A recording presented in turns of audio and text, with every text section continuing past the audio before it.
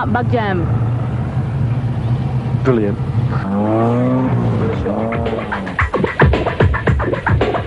Check it out. Today is the summer solstice, the day when thousands of Druids flock to the hallowed grounds of their faith, and thousands of beetle lovers flock to theirs, Santa Pod Raceway, Bedfordshire. For this is the weekend of Bug Jam, an event that after only 5 years has become the largest single mark car event in the world. And that mark is the sign of reliability, of style, the yardstick by which all others are compared. It means hanging loose and good times, the car that's here today and still here tomorrow. It's the mark of a Volkswagen.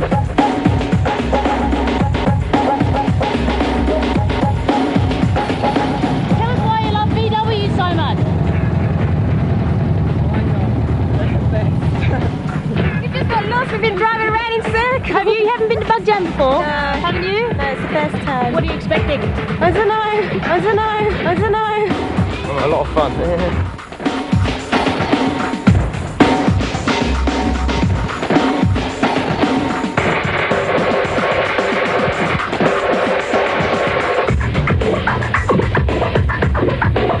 Check it out. Check it out.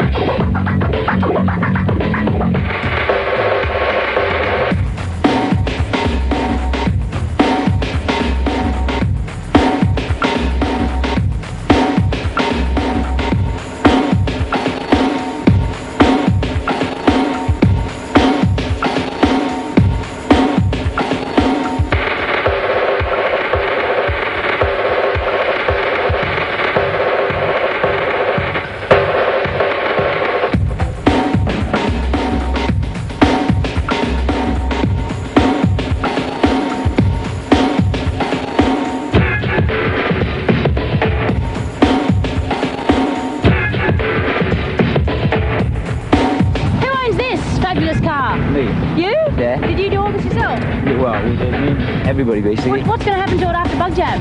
It's going to stay like this for a year. Yeah, till next Bug Jam? Yeah. Just change the number? I'll change the bonnet. Yeah? It's going to go up in the garage wall. I'm going to put a new bonnet on it. Oh, right. Bug Jam 92. Oh, yeah. So you've been how many times? This is second year, so. Second year. She's a veteran. She's been here 3 times. Check it out.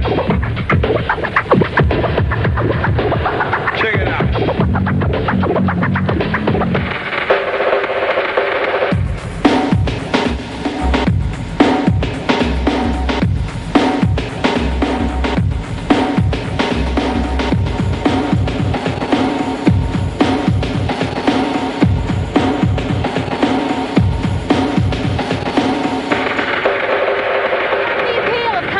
Jam is being able to run your car on the strip. All you need is an ordinary license, great seat belts and a good crash helmet. And that's what all these people are just about to do, is test the quarter mile for themselves. Well, thank you, Victoria, and here we are out on the hallowed track of Santa Pod. Not only fun at Bug Jam, but also some personal grudges to be set, and also, of course, we need to beat those Fords. We need to beat anything that isn't a Volkswagen this weekend, and we see during our Run What You Brung session here, the Bug in the spectator lane, very safely indeed dispatching that Ford. A lot of chrome, a lot of show, but also an awful lot of go during Run What You Brung. A lot of our racers, of course, are going to be out there. They're testing, ready for eliminations. A couple of Run What You Brung there, maybe not quite as pristine, but I'm sure when we see them come round, maybe at the next meeting, a little bit more money spent, we'll see them going quicker, and of course we'll see them going faster, which is the name of the game at Santa Pod Raceway, and of course quarter mile drag racing. This is Gary Angel on a test session, as you see, resplendent with the new sponsor colours, and John Watson, a man that really is up and coming in the sport of VW DRC racing. So here we go, Run What You Brung action, testing that Christmas tree, making sure that those reaction times are just as sharp as they can be, because we're going to have eliminations coming up very, very shortly indeed. Just about anything you've got at the track you can run. Bahas, kits, bugs, we even see vans, Type 1s, all sorts are here at Santa Pod during our Run What You Brung sessions. How are you? Not bad, thank you. You're just about to compete in the Run What You Brung. What do you like about racing on the strip? It's a little bit good, isn't it? This wheel spinning off and going up through the gears, top end. Yeah? It's great. Yeah, do you have to do anything special to your car to race it? No, stock 1600, Yeah. just tighten up a bit, nice exhaust. Have you sort of got any aspirations of becoming a real racer? I'll probably get some more money, Yeah? Well, the drag racers, scourge as always, getting more money to get that car quicker. I said we saw buses here. Here we go with a Caravanette just about to go up the quarter mile, doing battle against a bug. So we've got the van, spectator lane, pit lane as we call it there, is the lane nearest us, the yellow bug. Coming up into stage, you can see the marshals there just directing them right into those staging beams. And a fairly respectable run from both of these cars. The Transporter, of course, we're going to see running through in about 22 seconds. But let's not forget, of course, we're nearly pushing 2 tons of metal and the aerodynamics of a brick outhouse through the quarter mile. And there we go, a fledgling burnout from one of our competitors. And just being tapped on the roof saying, all okay, make up to the start line. And nightmare on Elm Street, it will be if you get beaten by a Ford. Great looking paint jobs as always. Many of these cars, they should be in show and shine, let alone racing here at the quarter mile. But that's another one of our competitors making their way for a test and tune session. That's Danny Mulvihill out there with his little Super Streeter and S141, another one of our street racers, practicing for our Quick 8 and our Street Warriors, which we'll see later. Danny Mulvihill with that very radical soft top on that bug in the pit lane.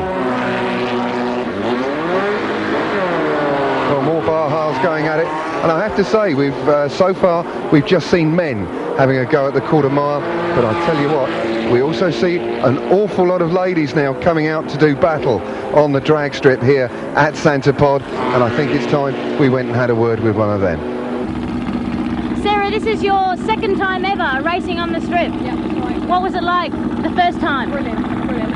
Yeah? Yeah, can't wait to do it again. What got you into wanting to sort of race on a drag strip? I work for Autocaravan, so I've always been involved with it. It was my boyfriend's idea to actually race. I was going to race my own car, but it didn't quite get finished. Right, so this is his car? Yeah. And he lets you drive it? I know, I can't believe it myself. And is he he races too or not? Yeah, he's run what he's run, but he hasn't actually entered, so as I'd entered already, he let me race it. And so how are you doing today? Well, not bad. 17:57 was the first ever run, so... Right, and you're racing in street class, aren't you? So what do you think of drag racing then? Brilliant. Have you ever been to a big drag race? Yeah, a couple of times to the world final. Yeah. So you sort of, you know Liv Burstad then? Yeah. Fastest lady in Europe. Good. Have any aspirations sort of further on in drag racing or just meet up? A little bit early. Yeah. Well, good luck. Thank you. Thank you. The pit lane. Sarah Butcher out there now on the quarter mile. Today a Carmen Gear, who knows? Liv Burstad, watch out, she could be in a top fueler. Small smile for the camera there. Looks just a tad nervous, but I would be if I was going up against Gary Angel in one of the quickest super street cars that we have in this country. We go back to Victoria now in the staging lanes. Now tell me about this. It's an air-cooled engine.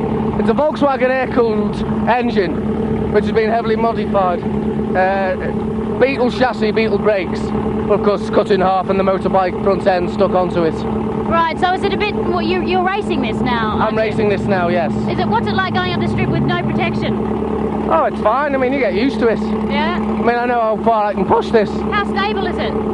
Today, it's not very stable with the strong crosswind. As I'm doing the wheelies, it's blown me right across the track. It's a little bit dangerous today. Right.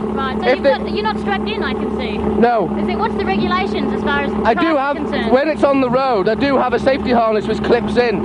But while I'm racing, if I do get into trouble, I'd rather be able to bail out and rather stay with the machine. Right. So what are the regulations with racing this?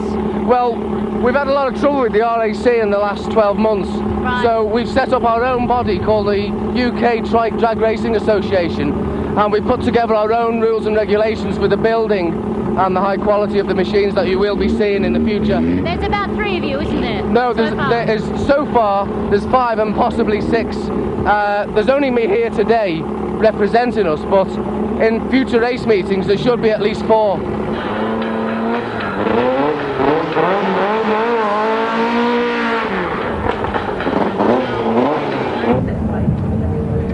Now, Tony, this is just one of your models. Everything that we've seen here is all yours as well. That's right. This one's a 1946 model. 46, 47. Yes, it was one of the first ones manufactured after the war when German industry started moving again. And one of the interesting things is it's a saloon or a cabrio. So how much would you pay for that? Around 200 or 200 plus. That's it varies a lot. Depending on condition. That's a particularly good one. So you collect as well as sell. That's right. Everything you collect. So how long have you been collecting for? For about 20 years now. Yeah. So you started off as a collector and decided that you were going to let everyone else in on it? Yes, really, when it started to outgrow the house.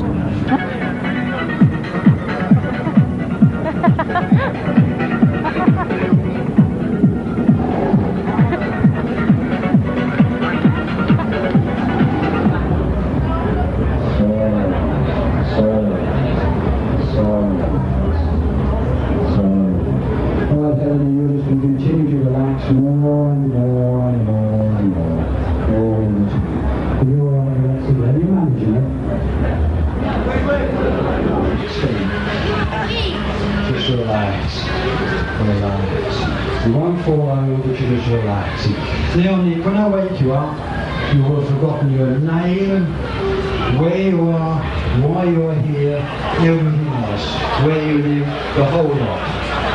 You will just have no memory of that at all. No memory of that at all. Even if I say, you find that you don't remember that sure name.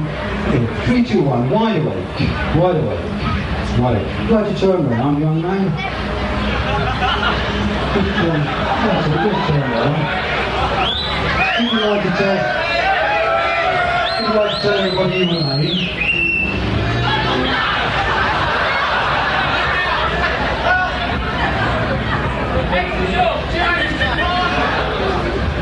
Tell me, how old are you?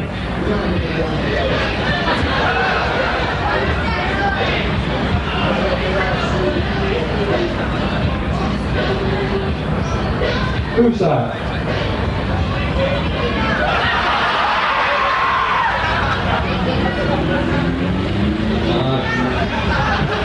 What do you think? He's a handsome fella, or pretty good looking, or what? Yeah, probably quite a decent looking chap. Yes. So, I'm going to ask you to pick up that jug in a moment. The harder you try, the more impossible it will be. Try and pick up that jug.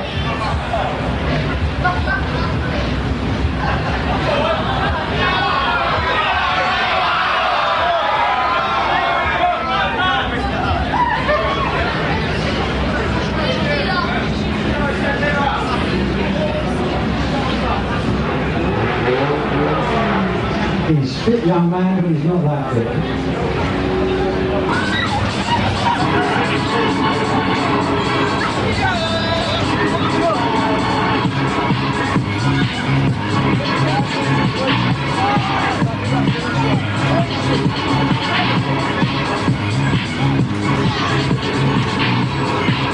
Sweep for speed riders. Sweep for speed, hold tight.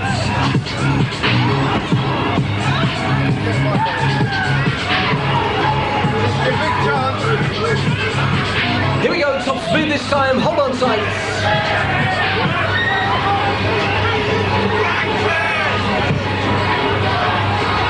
This is Bug Jam 10. Last year's, yeah. This year, wow, still doing it now. Oh, wait, what's the race now? The serious side of Bug Jam is the racing, with the VW DRC out in force, together with the awesome Pro Modified racers, the professional door slammer class of drag racing. Now Brett, we're just about to run the Street Warrior classes and the Quick 8. Can you explain what those two classes are? Sure. The two classes that we have running today are for street legal cars which run up to 15.99 seconds but no faster. So anything up to that point obviously is close to 15.99 as you can be, the more competitive you'll be, because the cars both leave the start line at the same time. So it's heads up? Yeah, it's heads up. And the Quick 8 is a similar heads up competition for the VW DRC modified classes and any of the super street classes, etc., that happen to be fast enough to get into that 8-car elimination.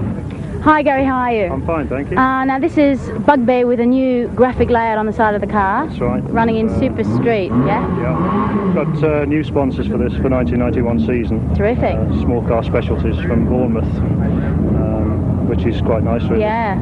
They helping you out in a big way? They help. I won't say it pays all the costs, but it certainly goes some way towards it. Yeah. And what are you actually doing now? I'm just changing some air correctors. I'm finding the car's running a bit weak at the top end, so I'm reducing the size of the air corrector to richen it up a little bit. Right. Just to try it. Yeah. I've just rebuilt the car engine, so I'm running it in really. Right. Unfortunately, with drag cars, you tend to run them in down the strip, which doesn't really do them much. Yeah, doesn't help you. Doesn't help you score. Yeah. Where are you actually running now in the VWDRC? What, in the championship? Yeah. I honestly don't know. We're very early on. The first meeting was rained off. That's right. The second meeting, I was sort of in the placings. I wasn't first, you know, and I'm hoping to do a bit better today, really. Yeah. Can you explain to me the difference between Super Street and street classes? Yeah. How long have you got? Basically, we've got street classes for the slower street cars, and it's a sort of entry level into the racing. It allows young lads with the cars on a limited budget to run the cars they use every day. When they start to get quicker and you've got more money to spend, you can move up to Super Street. You need more safety features in the car. You have to comply with the regulations in regard to roll cages and lots of other bits and pieces. And it's something to aim for the youngsters, really. I mean, that's how we see it. Yeah. So for somebody who's racing in street and wants to improve themselves up to Super Street, how much money do you need? Well, how long's a piece of string, really? It isn't cheap. Yeah. And to get reliability into a VW engine costs money. Yeah. There's a lot of people going around. But I thought VWs are the most reliable cars. Oh, they are. And in stock form, they run quite well. I mean, forever, really. But when you start modifying them and producing something like 4 or 5 times the brake horsepower that the original engine was designed for, things are going to break. Right. And if you're going to break something and then can't afford to replace it for the rest of the year, then you're out and you're really racing at too high a level. And that's when you need a sponsor. Yeah. Well, hopefully, yes. So what are you expecting to do this weekend? I'd like to get into the 12s this weekend. Right. I've set my mind to get into the 12s. I've run a 13.4 at Avon Park a few weeks ago. And as I say, I've rebuilt the engine. That's your best time yet? That's my best time, with a terminal of 98. Jim and myself are very big rivals. That's the guy with Beetlejuice, the yellow Beetle, and we're running very close together. He makes his go quicker, I make mine go quicker, and that's how we run. Right. It's really good fun. Well, we'll be looking out for a 12 from you today then. Well, maybe, I don't know. We could do with a bit more heat, really. Yeah, tacky up the track. But that's my aim this year, anyway, is to get into the 12s. Well, thanks for speaking to us. That's a pleasure. Good luck. Thank you.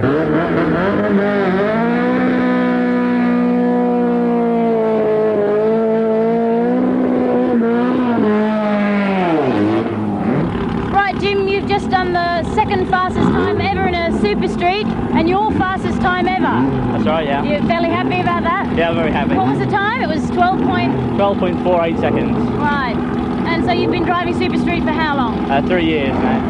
And this is like all your hard work paid off? It is, yeah. What's this rivalry we keep hearing about Beetlejuice and Bugbear? Well, the two cars always run very close time-wise for a couple of years now, so that's sort of developed quite a bit of rivalry between us.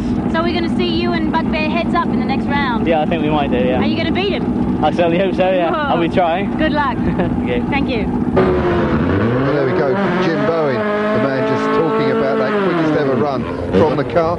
Great to see it now actually in action here on that 12.48 pass. Burnout's completed there for Jim Bowen.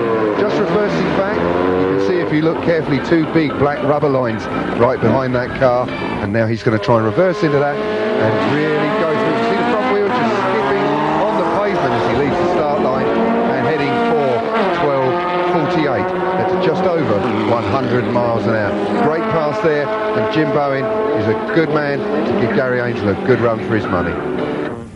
This is a brand new car, Keith. Third time it's been out. Mm-hmm. What are you expecting from it this weekend? I don't know, I mean, hopefully, the car has run 11-1 at Avon Park, where there is no traction at all. Obviously, the track here is much better at Santipod. There's a lot more traction. With any luck, should get the car in regularly into the 10s this weekend. And once I got that, established, then I can start playing around the suspension a lot more, try and get the car to launch better, try and get it to run a little straighter, this kind of thing. Yeah. So hopefully try and get into the 10s this weekend. That's my main aim. So how is this car different from the other modifieds, not giving away any secrets? The prime difference is the chassis. It's a full chrome moly tube chassis brought in from the States. The engine is one of the 3 turbocharged cars over here, but it's the only car over here that's got an engine completely built, and that in the UK. All the other cars tend to be in imports. It's a Ray J turbo system. It's putting out 400 brake horsepower at the moment. There's the option later on of running with nitrous oxide, which will take it up to about 470 brake horsepower. The car weighs 1,350 pounds, so it makes for quite an interesting ride, to say the least. Yeah. What's it like to drive compared to the other cars you've been in? It's very easy to drive. Seems a strange thing to say, but I took the car along to John Webster's chassis shop and had it all set up properly, got all the corner weights and that done, got all the geometry set perfectly, and I must admit that every time now it comes off the line it just wants to run absolutely arrow straight. The only problem we have here at the moment is just the wind, because when you go past the banking at the end it tends to push you out of line a little bit. Yeah. But the wing on the back helps quite considerably to keep it stable. Yeah. But in general, no, it's very, very nice, very easy to drive. Yeah. Keith Hume there giving us the lowdown on one of the quick cars. Talking of quick cars, we now move on to our quick 8 eliminations, our all-out races, and it's going to be very interesting. There's some good pairings been thrown up in this quarter-final. First pair out here, Keith Hume with the No Mercy car, a very early model buck, as he's already said, imported, basically a 55 body shell over that chrome moly chassis. Really makes it a very potent car indeed. The man that's going to have it all to do is going to be Murray Griffin with the Mr. Gong car. He's in the pit lane. Now Murray, he's going to have to try and leave hard and hope for some problems with Keith Hume's car. It looks as though there may be a few problems there, a little bit of smoke coming from the back of Keith Hume's car, but starting to pull past Murray Griffin at the top end, opening out a great big gap there, goes through 13.53. 86 miles an hour for Keith Hume, cloud conditions. Well, our next pair coming to the start line, don't forget the quick 8. This is the quarterfinals we're watching. Andy Smith, the man out there with that bright green and graphic car, and he's going against Jim Bowen with the Beetlejuice. Well, we've already seen Jim. He's run a personal best at 12.48. He's looking to get somewhere close to that again, and really off to a flyer there. Andy Smith standing absolutely no chance as Beetlejuice just flies through 12.50, 101 miles an hour. 1.50, 101 mile for their eliminations, but unfortunately out of competition. Well, this is Gary Angel, a man that we've already had a chat with in the pits today. The Bugbear car, the other one of our quick super streeters. It's going to be good to see Jim Bowen and Gary Angel going at it later. But we've already heard about the expense and the cost of drag racing and the parts attrition that can sometimes happen, and that's happened to Gary Angel's opposition there. A solo pass for Gary Angel.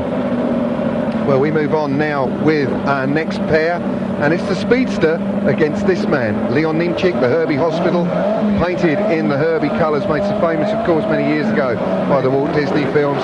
Leon Nimchik, the man doing the driving, but Paul Hughes with the Brian Burrows Outrage Speedster. That car really is starting to perform to its potential. Leon Nimchik standing absolutely no chance there as Paul Hughes flashes across the start line at 103 miles an hour. Well, that concluded our quarter-finals of our Quick 8, and as always at all our Volkswagen events, a capacity crowd, not only enjoying the fun, the festivities, but some class racing from all of our competitors. Semi-finals time in our Quick 8. Keith Hume, the man with the No Mercy split, out there again, and he's going up against Beetlejuice. Well, Jim Bowen, a 12.48. That's a quick run from a super street car, but of course, Keith Hume's a modified vehicle, a little bit quicker, a little bit more money been spent on the car, and in theory, on paper, it should be Keith Hume's race, but we've already seen that Jim Bowen is a very, very quick leave on that start line. He really does read the lights very, very well indeed. His reaction times are at the moment a lot quicker than Keith Hume. So an interesting race here in stall as Keith Hume brings the RPM up, leaves the start line. You just see the wheelie bars digging in there. Well, a good start for Keith Hume. A little bit of smoke there as he goes up towards the finish line. Let's hope that's not going to cause him problems in the next round. But taking the win, again tried by Jim Bone, but it was Keith Hume that advances to the final. Well, our next pair already round on the start line. We can just see there Gary Angel. That's the nitrous oxide that he said he would be using at some stage this weekend. He's got to go up against the Speedster. He knows he needs something a little bit special. So nitrous oxide giving a little bit of power boost to that car. Speaking of the Speedster, there is Paul Hughes. Had problems starting the car, and one has to say that Gary Angel was more than within his rights to go into stage, but sportsmanship really playing a big part here at this race meeting and allowing Paul Hughes with the Speedster to get fired up, get started. And Gary Angel very patiently waited for his opposition to come to the start line. Burnout there for Gary Angel, just warming up those slicks on the back of the car, making sure they're good and hot and sticky, trying to get a really good launch. He knows he's going to be the underdog in this race. Again, it's a super street car against a modified car. So the Speedster, in theory, should get there first. But Gary Angel, we've seen, he's already putting nitrous on the car now. He wants it to perform a little bit quicker. It's going to be interesting to see exactly how this race pans out. Both cars now moving forward into stage, waiting for the green lights, and they're away together. A good even launch, maybe just a little bit of an advantage for Gary Angel, but that Speedster once again showing its newfound horsepower to full advantage as it streaks towards the finish line, and another good pass there for Paul Hughes. Well, the crowd very appreciative there of that very close semi-final race. We move on now with Street Warrior, and as we've already heard, not quite the horsepower, not quite the expenditure, but still some very close racing indeed. Sarah Butcher, Liv Bjerstad's nemesis in a few years to come, I feel sure, with that great-looking Carmen Ghia out there in the spectator lane. She's running up against Jeff Copson with that Volksrad. Jeff has been competing with that car for the last couple of seasons, and it really is starting to get rather quick. There we go, a good start line advantage there for Jeff. And Sarah Butcher, her first ever meeting at Santa Pod, driving the car up the quarter mile, getting some valuable experience, but her experience at the moment is losing to that very quick buggy of Jeff Copson.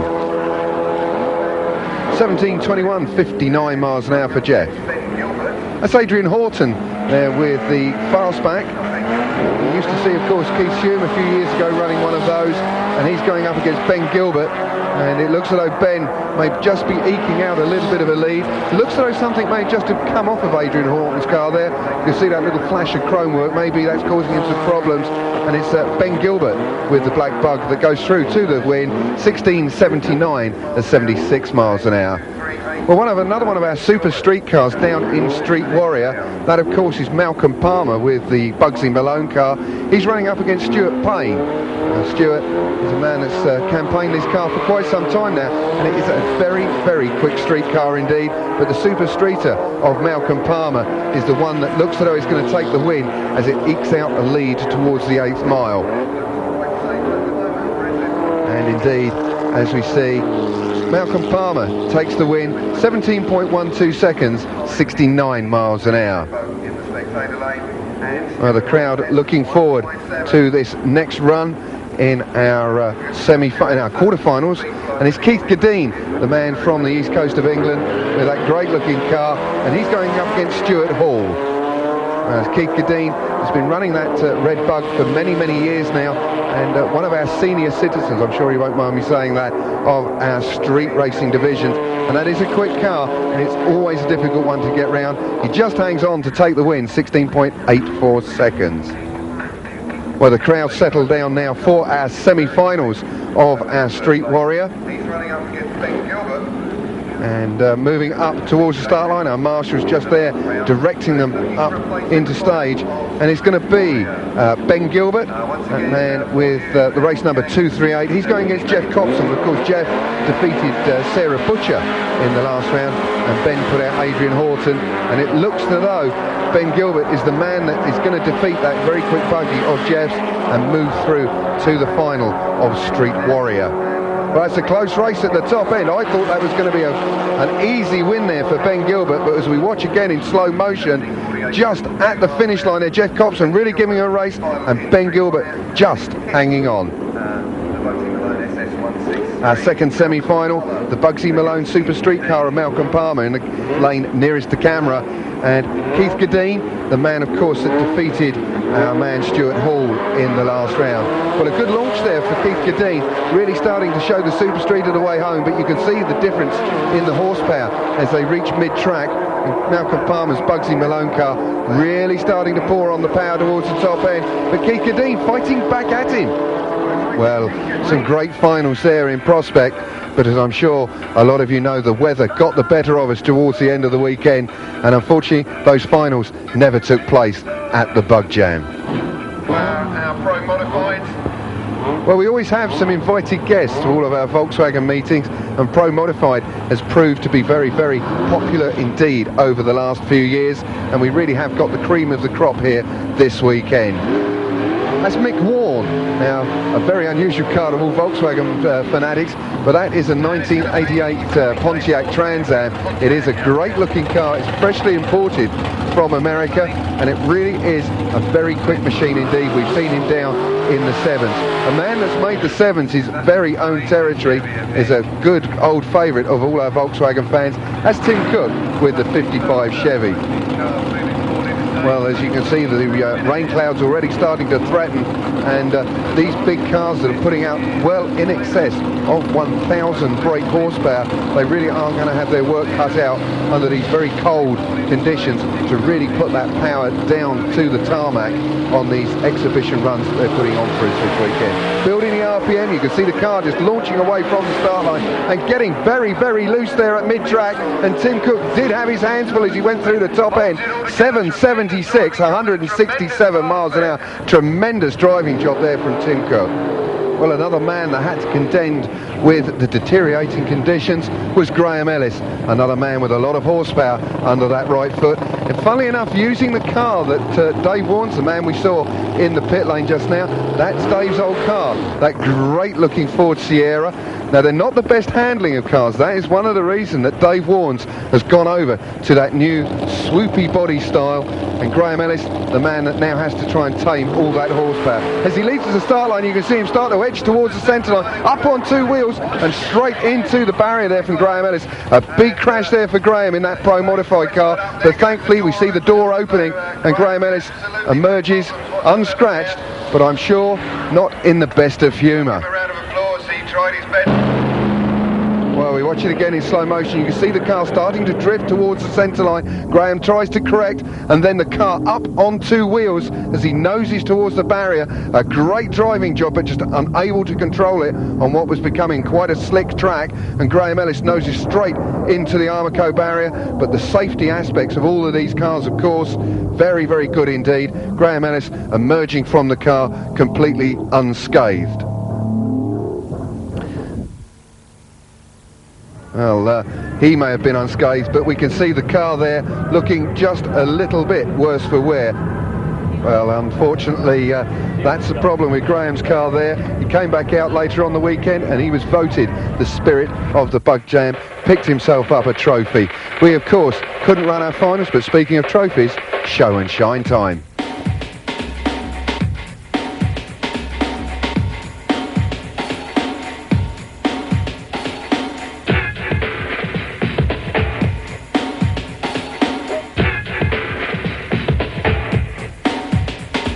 The show and shine at Bug Jam is Europe's finest, with over 70 entrants all vying for the coveted Europe's most beautiful VW trophy.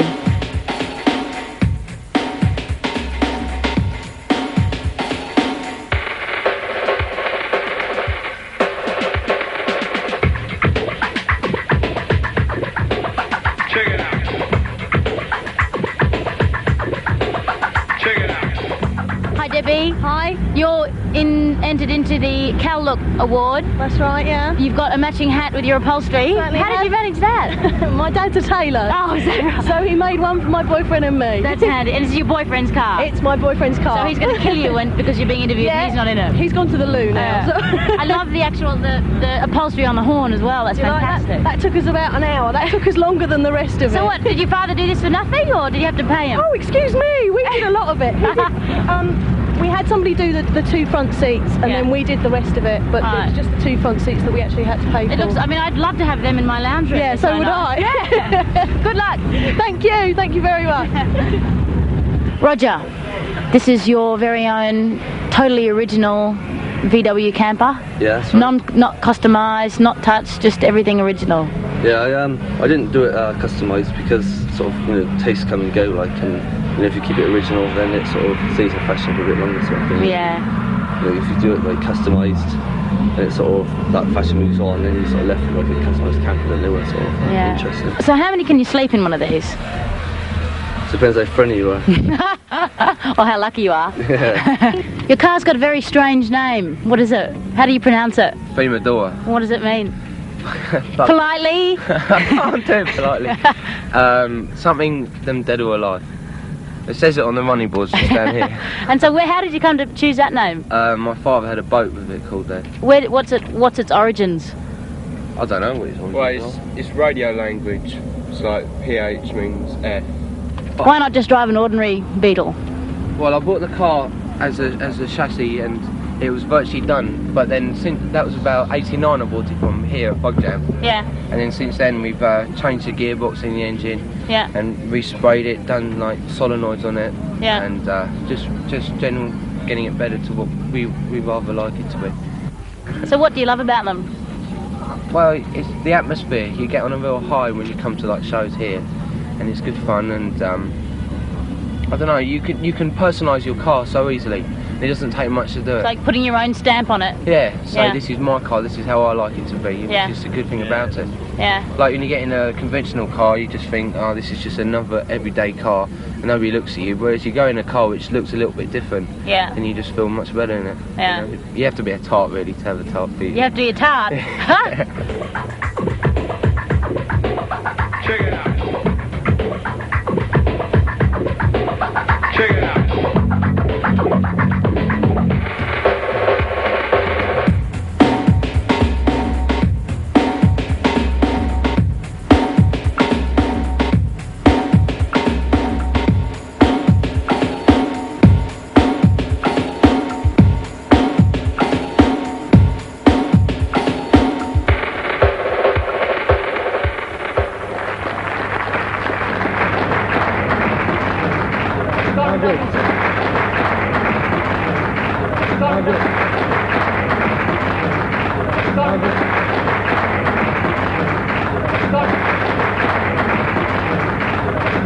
Turn up next year.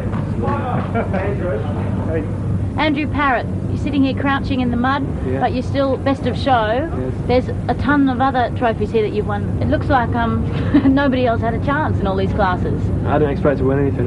Really? We've been out here and in the mud and in the rain, I didn't think anyone would see it. Yeah, so it's made it all worthwhile, huh? It has, yes. Have you worked on this yourself? Majority of the work, yes. Yeah. My cousin here did all the paint and everything on Come it. over and give him a shake. Shake his hand. Hold on, Andrew. Hold on. So you spend all your time working on this car? Just about, 2 years and 3 months. First time out today. Really? Yes. So you're going to use it for normal use, or is it just special? Just for weekends and showing. I've got another shed that I run around in during the week. Yeah. The Volkswagen. Right. Well, thanks very much and congratulations. Thanks a lot. Great. So all your originality paid off, huh? Yeah, it did in the end, yeah. So you're thrilled? Yeah, it makes it all worthwhile when you win something like this. Yeah. You get a lot of comments as well, people say how nice it is, and really makes all the effort we put into it worthwhile. You'll be even more proud now driving it around. Yeah, I will, yeah. This is Rachel Yarwood. We saw you before polishing up your car, and now you've got 2 trophies. Yes. Best paint and best driver.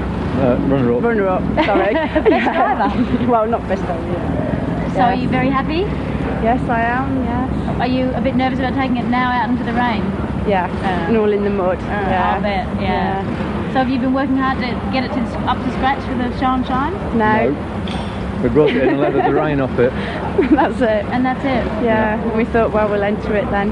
Who did the paint on it? My husband. Really? Yeah. Yourself? Yeah. Fantastic. Yeah. I bet that's an example Yeah. for everyone else to win best paint. Cheap as well. Very. Congratulations. Thank you. Bye-bye. Bye. This is Stuart Gross, winner of Best Vintage at Bug Jam 91 and Best Cowlook. Resto Cowlook. Yeah. It's 57 Oval. Bought it and restored it all myself. Quite happy that I won. Yeah, using all original parts? Yeah, all original stuff, all reworked, repainted, re-chromed, etc. And you don't just drive it on weekends? I don't just drive it on weekends, all the time, college and back. Yeah, brilliant. Everywhere. And is it always look this immaculate, or is it totally covered in rubbish? Sometimes it gets dirty. Yeah, good, that's what I like. It gets plenty dirty. Congratulations. Great, thanks a lot.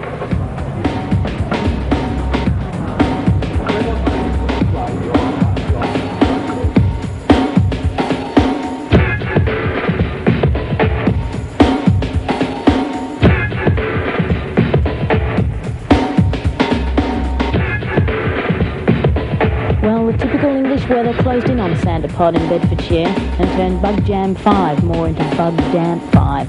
Today's racing was rained off and Miss Bug Jam had to keep a shirt on. But there's still hope. Bug Jam 6. Same place, same time, 1992. Because you know it makes sense. You know it makes sense, everybody. Bug Jam and all that, you know what I mean? Right, we're off us now.